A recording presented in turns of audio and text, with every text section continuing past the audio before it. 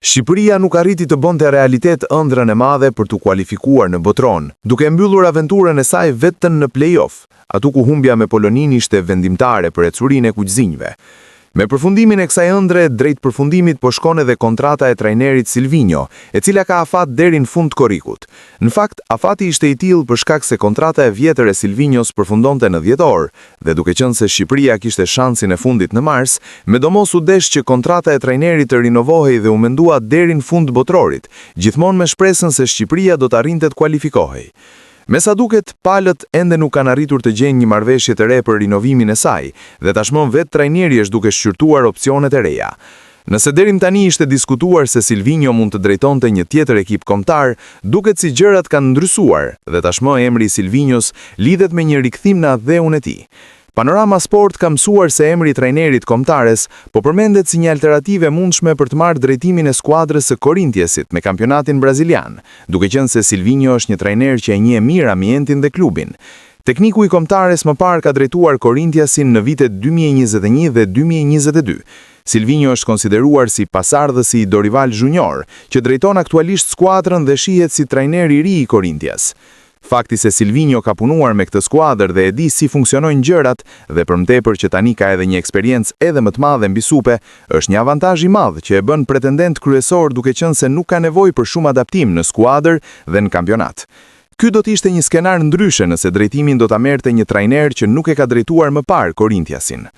Raporti zbulon gjithashtu që Alvinegro Paulista po nxiton të shpall trajnerin e ri për shkak të ndeshjeve vendimtare që e presin.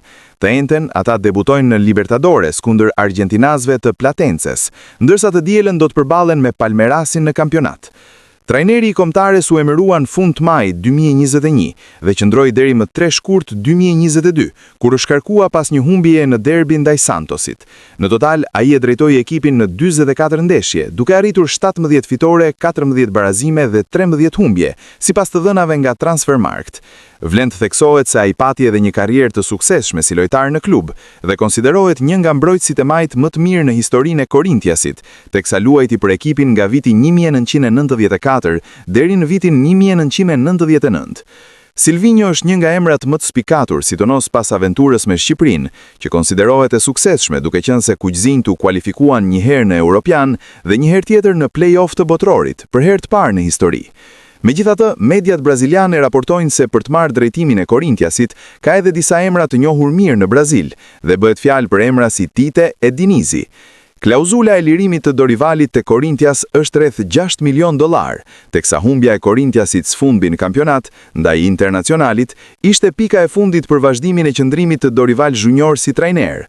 Pas një tjetër rezultati negativ, bordi vendosi ta shkarkojë trajnerin, duke i dhënë fund periudhës së tij në drejtimin e ekipit, mes presioni dhe kritikave për performancën. Pa fitore në 7 ndeshje në kampionatin brazilian, Corinthians u është afruar zonës së rënies nga kategoria. Në vendin e 16, skuadra nga Parque São Jorge ka vetëm 10 pikë në 10 ndeshje të luajtura, me 2 fitore, 4 barazime dhe 4 humbje. Kështu, klubi është në kërkim urgjent për një trajner që njeh ambientin, sepse koha nuk premton, dhe një trajner që ka punuar me tonë të shkuarën do të ishte ideali, dhe prandaj Silvinho është aktualisht emri më i mundshëm për të drejtuar klubin brazilian.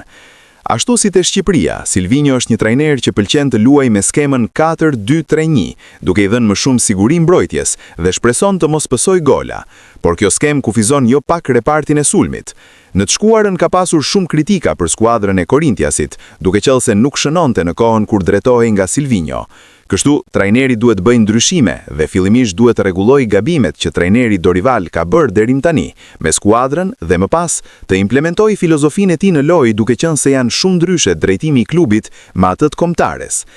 Corinthians i njoftoi zyrtarisht shkarkimin e Dorival Junior pas humbjes 1-0 ndaj Internacional në Neo Química Arena.